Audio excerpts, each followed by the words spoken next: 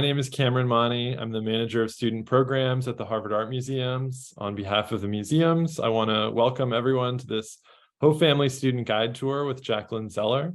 And I'll hand it over to Jacqueline. Thanks for being here, Jacqueline. Hi, my name is Jacqueline Zoeller. I'm a Ho Family Student Guide and a senior in the college from St. Louis, Missouri. I'm concentrating in social studies. I'm a proud member of the Pueblo tribe from Jemez, San Felipe, and Laguna. And as a Native student at Harvard, I am very excited to present this tour that I've put together for Native American Heritage Month, titled Confronting the Colonial Gaze. Before we dive into the art, I will bring us into the Harvard Art Museums. If we were in person at the museums, this is where we would be standing right about now. First, I would like to acknowledge that Harvard University, including the Harvard Art Museums, is located on the traditional and ancestral land of the Massachusetts, the original inhabitants of what is now known as Boston and Cambridge. We pay respect to the people of the Massachusetts tribe, past and present, and honor the land itself, which remains sacred to the Massachusetts people. Thank you to the Harvard University Native American program for developing this land acknowledgement. You can find their website right here, and I encourage everyone watching to take a look at their website to learn a little bit more about Harvard's Indigenous history. In this tour, I will be using the term Native American quite frequently. Before starting, I want to acknowledge the diversity that exists within the Native American population. There is not one universal Native American identity, and assuming so disregards the uniqueness, cultural nuances, and sovereignty of individual tribes. In this tour, I will explore forms of portraiture, both of and by Native individuals. And in doing so, I'll discuss the notions of subject and object that these works call into question. I will explain this a bit more thoroughly.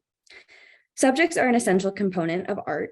A subject can be thought of as the what in a piece of art. And in the case of portraiture, subjects are usually people. I know that many of you may be familiar with this. But framed by centuries of colonization and erasure, Indigenous people around the world continue to engage in struggles to assert presence. The works in this tour span nearly 200 years, and by taking this visual tour through these works and through this history, I hope to communicate how the presence of Native subjects in art assert agency in the face of a history that is sought to colonially objectify them. How does this art serve as a vehicle of this kind of expression? So with that, I am excited to jump into our first piece that we are discussing. This is an 1824 oil portrait of Winnebago leader Hoowanneka, whose name translates to Little Elk in English. This portrait is quite small. It's just about 8 by 10 inches. In this portrait, Little Elk dons traditional Winnebago attire. The portrait grants the viewer a 3/4 view of Little Elk. Little Elk's gaze is directed away from the viewer, looking regal, in my opinion. Around Little Elk's neck is a presidential peace medal. On Little Elk's arms and hands is what was likely traded silver. This portrait is one of about 160 paintings by Charles Bird King of tribal members from nearly 20 different tribes. These individuals had traveled to Washington, D.C. as part of tribal delegations to engage in nation-to-nation negotiations with the United States government. So that is the reason why Little Elk dons a presidential peace medal, because of these negotiations. Charles Bird King, the artist behind this portrait, specialized in portraiture of this nature. After studying under Benjamin West in London, he returned to the United States, where he settled in Washington, D.C., and he made a career out of painting portraits of several prominent political figures of that era. He was commissioned by the first superintendent of the Bureau of Indian Affairs, Thomas McKenney, to paint these portraits in the 1820s. Thomas McKenney, like I said, was the first superintendent of the Bureau of Indian Affairs, which he was appointed to in 1824. The Bureau was initially established within the Department of War, if that gives you any impression of the federal government's perception of Native tribes at that time. Natives were viewed as an active threat to the expansion of the United States, rather than humans inhabiting the land that they had lived in for centuries. King's portraits then are enmeshed deeply within a historical era of displacement and erasure against Native tribes by the federal government and its agents for the sake of the United States expansion into the West. The US government eventually codified these policies in 1830 with the passage of the Indian Removal Act. And 1830 was the same year that McKenney, who had commissioned these portraits, left office. In turning back to the context of these portraits specifically, Thomas McKenney sought to record Native American history, which is undeniable in this portrait. But this desire was rooted in his personal belief that Native Americans would eventually cease to exist and that they would disappear. In fact, these portraits were sent on a multi-city tour after the passage of the 1830 Indian Removal Act to demonstrate that the people represented within it were disappearing. These portraits then are a manifestation of the tension in this era between documenting contemporary history of tribal relations, while also at the same time compiling an historical archive as means of designating Native Americans as figments of the past. These paintings are difficult to discuss because of the history behind them, but there are many different ways to think about them. Shawn Canoe, a professor of art history here at Harvard, has demonstrated a helpful framework that it has at least helped me navigate discussing these portraits. Professor Canoe is a member of the Ojibways of Onagaming First Nation in Ontario. To the Harvard Gazette, Professor Canoe shared, quote, "The takeaway is that the past still needs to be interpreted in many ways, but also that the people who are represented in these paintings didn't become extinct. Their descendants are still here and their nations are still here. Their languages are still spoken. The things they're wearing are still worn and used in ceremony today. There's something very powerful about the paintings and the sitters because they transcend what was once described as the moribund history," unquote. Prior to a fire that destroyed many of these original portraits in the 1860s, Henry Inman painted exact copies, and Harvard has many of these copies.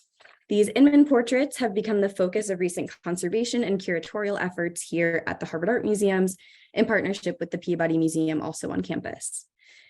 And over the next few years, the restored Inman portraits will cycle through one of the Harvard Art Museum's galleries on the second floor.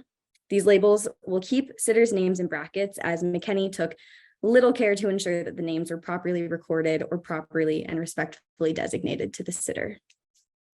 So before we proceed, this is what this portrait looked like when it was on the walls. This was also in a second floor gallery, but it recently just cycled out and was replaced by an Inman portrait.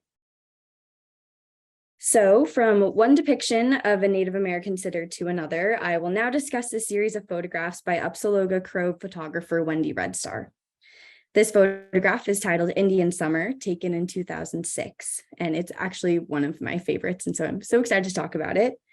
So what you might notice and what might actually be a bit difficult to see through the screen is that everything in this photograph is artificial except for Wendy Red Star herself, who sits at the center.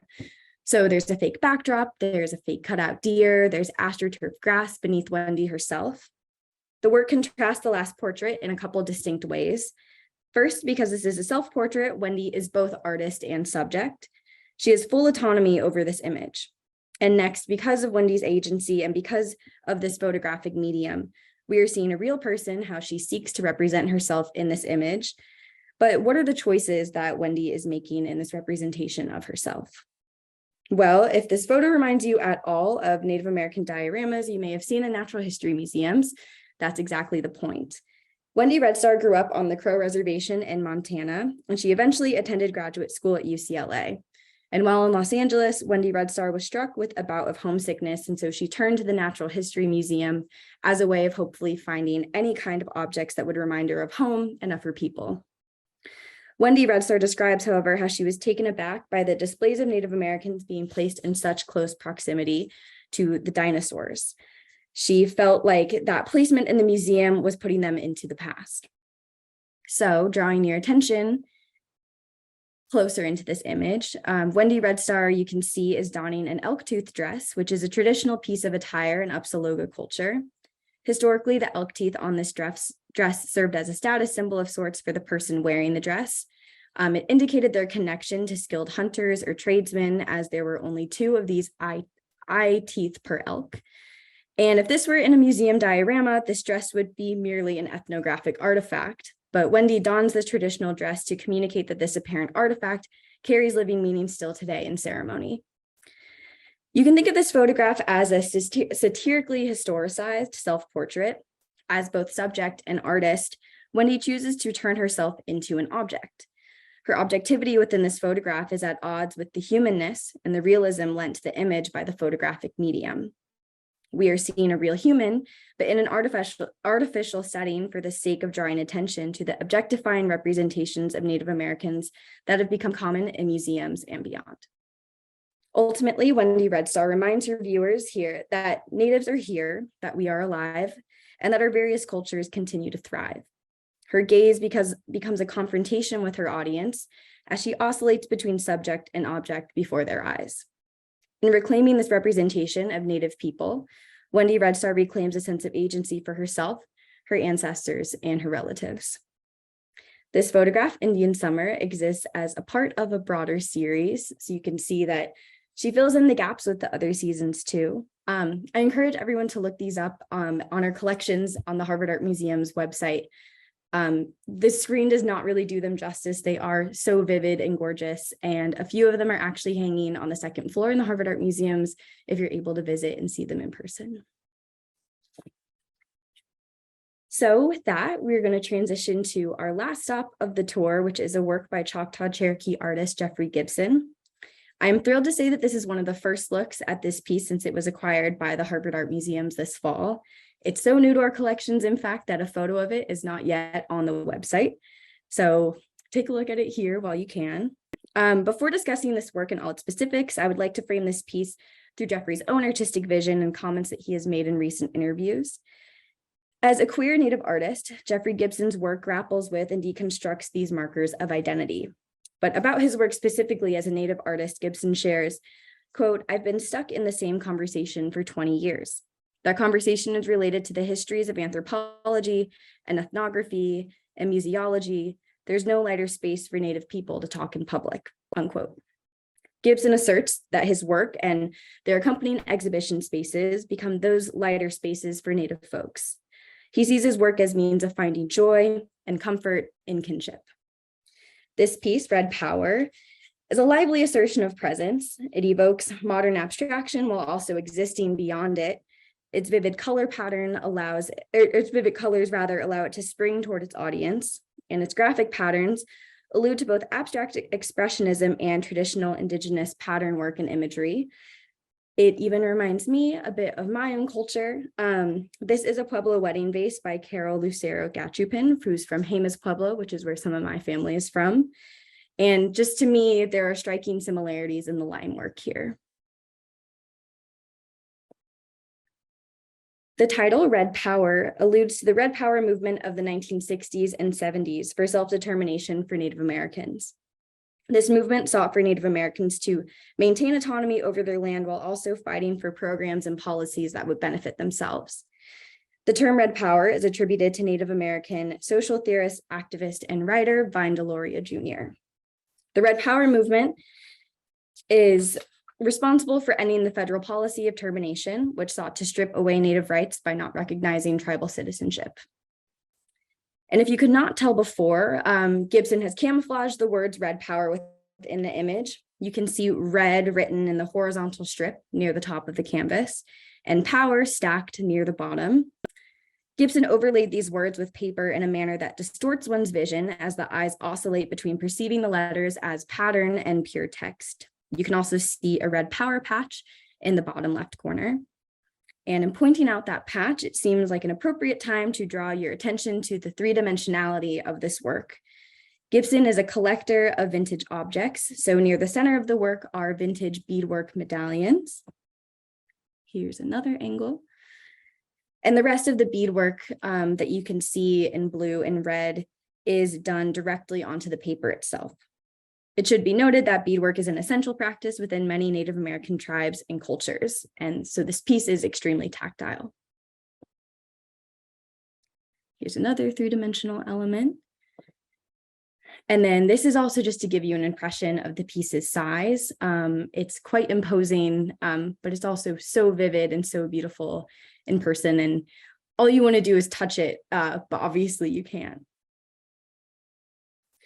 So the element that I have not yet addressed is the person whose gaze stares directly back at the viewers. This is Roxy Romero, a frequent collaborator with Gibson.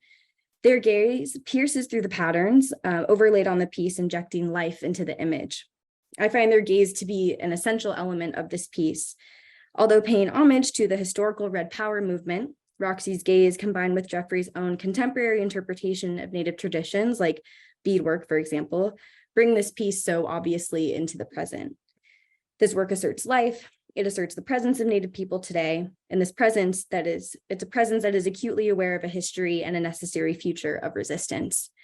Red Power, I argue, is a portrait of the past, the present, and the future. And I'm so excited for it to be in the Harvard Art Museum's collections. So with that, I will just bring you back to the Harvard University Native American Programs website. Again, I encourage you to take a look at it to learn more about Harvard's Indigenous history. But otherwise, thank you so much for coming along. I am really thrilled that I could show you these pieces, and I hope that you take some of these lessons out into your life beyond Native American Heritage Month, but also just into your everyday. Thank you so much. Thank you so much, Jacqueline. Excellent tour. Thank you everyone for joining us. Hope you will join us on future tours. You can find the schedule at harvardartmuseums.org. Thanks.